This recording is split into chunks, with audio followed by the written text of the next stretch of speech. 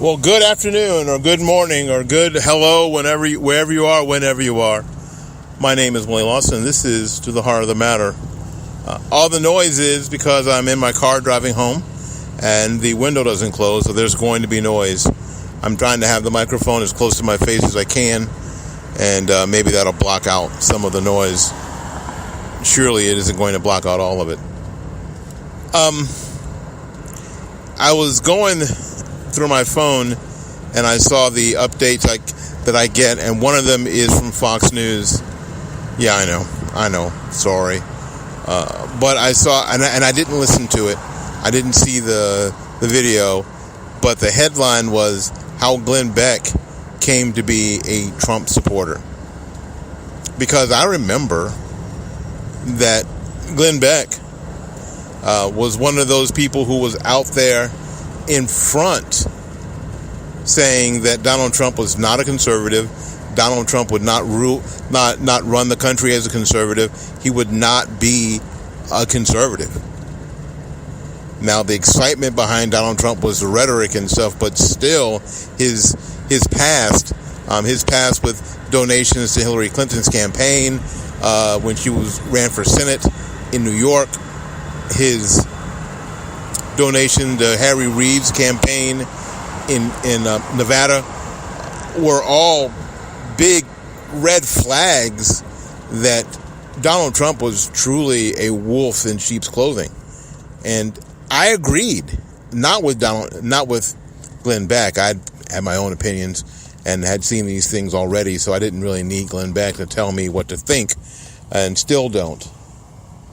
But it is interesting. It's an interesting dynamic that after 2 years, Donald Trump has kind of won some of us over. Now, I still think that Donald Trump, like I said just a minute ago, is not perfect.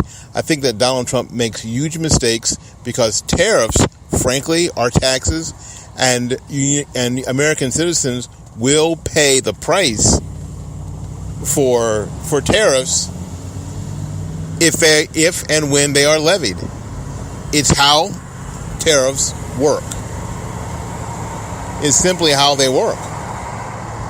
Now, the threatening of tariffs to some of these countries, quite frankly, has been a good thing because renegotiations have taken place, and that's a good thing too. I don't think that it is a good thing for negotiations to be had and the same thing happen for a decade or more. If negotiations are possible to improve the position of one or both parties, that seems to be something that we should be constantly involved in. So if Donald Trump has offered that and opened that up, this is a good thing. This is a good thing. And again, I still have the same opinion about tariffs. I don't think that tariffs are necessarily the way to go, but we are dealing in a economic conception mode of tariffs. Our products are other countries charge tariffs on our products to sell them in other places. That's part of our reality. That's part of the economic reality of the world. Now, I don't think it's smart to decide that we're going to be a country that says that we are participating in free trade and we're not going to allow or let or make other countries pay for the privilege, frankly, of selling their products in the United States, while they indeed make our companies pay for that privilege of selling in their country. I don't think that's a good deal. So unless we're going to have a reciprocal situation, I think finances say, guess what?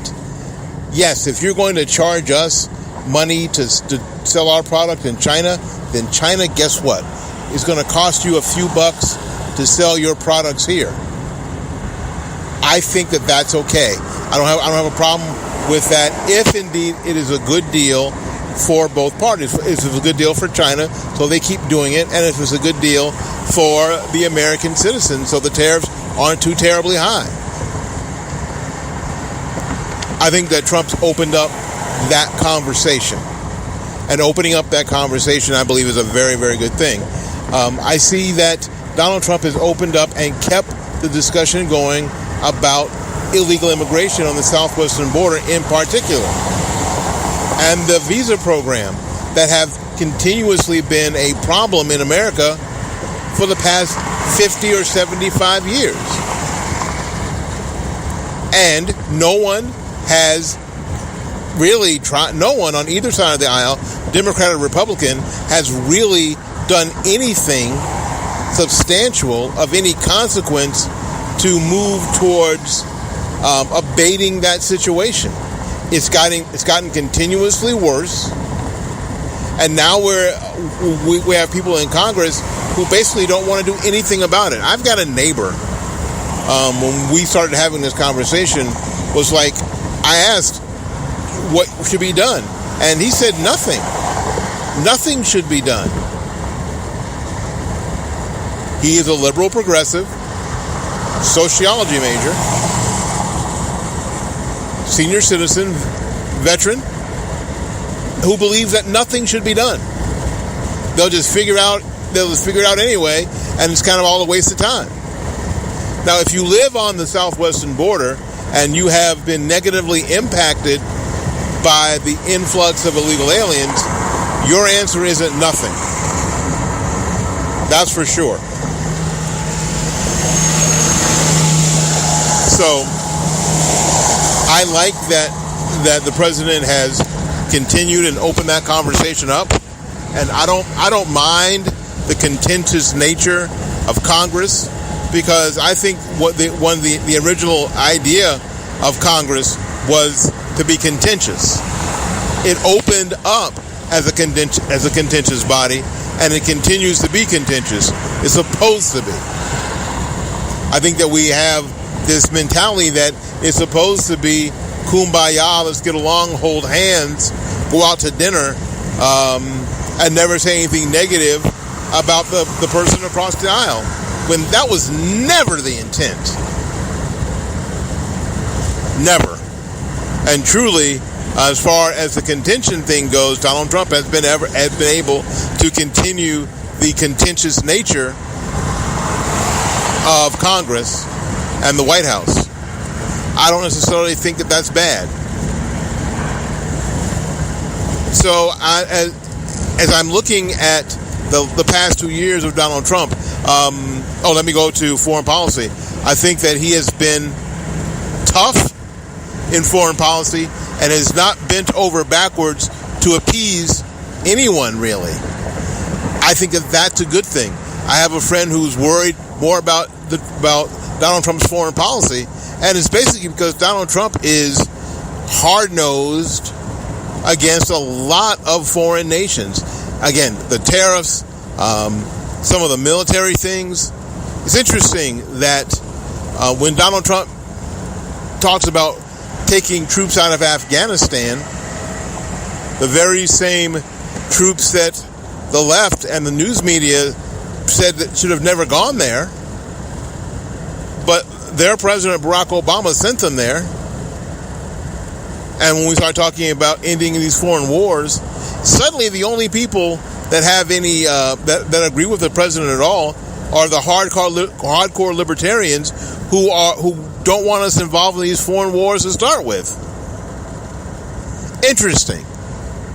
And it's funny, I've said this before, the older I get, the more libertarian I get. I think that we shouldn't be in these foreign wars that last forever, that never really accomplish anything. If we're going to be in a war, the idea is to win that war and put the flag up. If indeed you're going to be in that war, we shouldn't be nation building. We shouldn't be trying to spread democracy or our constitutional republicanism anywhere, because these countries are not equipped to take what we have to offer in that area because of their history. You can't just supplant a constitutional republic in a place like Afghanistan.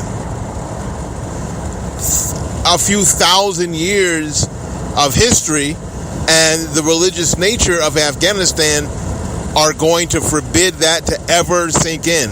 It's not good soil for that. So I think the president moving troops out and not telling anybody when it's going to happen is a really good idea. So in that sense, you can look back at my tweets, you can look back at my programs, and you can tell that I was not on the Trump train early, wasn't even on the Trump train late until the general election. So you know that I'm not some sort of Trump sycophant, but he is in a policy way kind of won me over. Now, are some days a little bit more cringy than others? You bet your sweet ass they are. And some days you go, oh, jeez. Ugh. But even then, I'm starting to get it. What the right and what Republicans don't get is that there are battles being fought on the political spectrum and in the pop culture spectrum. And the pop culture spectrum are, of course, the best example are the award shows. The award shows where the anti-Trump rants happen. De Niro, Streisand, Meryl Streep, and the like. You hear all these, and this is the pop culture war. And what Trump knows is that side of the equation is important and can't be discounted. A lot of people get their information from pop culture. A lot of people listen to some of these Hollywood types, and that's what Trump knows. Having spent some time in the whole reality television business, he understands that. And I think he understands that better than a lot of the political types who believe that this is really all about politics and debate and facts and creating good arguments, while all the time remaining agreeable, that we can disagree and not be disagreeable. The idea is that sometimes in pop culture is all about how disagreeable you can be. So what he has been able to do, he has been able to deal with the tax bill. He's been able to deal with moving troops out of Afghanistan, and occasionally at night before he goes to bed, send out a tweet and smack Meryl Streep upside her head in a tweet. And I think that's a lot more important than people have given him credit for, because that keeps him in the pop culture war, and I think that's really, really important. So the dude is kind of winning me over. I don't hate him. I don't think he's the most dangerous president we've ever had or will ever have. I don't think that he is the worst president that we've had. I don't believe that Donald Trump is racist or bigoted in any way that I've seen, frankly. I think that Donald Trump is someone who is, again, an imperfect person at the perfect time. I think that Trump is truly an imperfect person at the perfect time. All right, we've got a little traffic thing here, so we're going to end this podcast. So until I see you again, go out there and learn something, love somebody, and for goodness sakes, take care of yourself.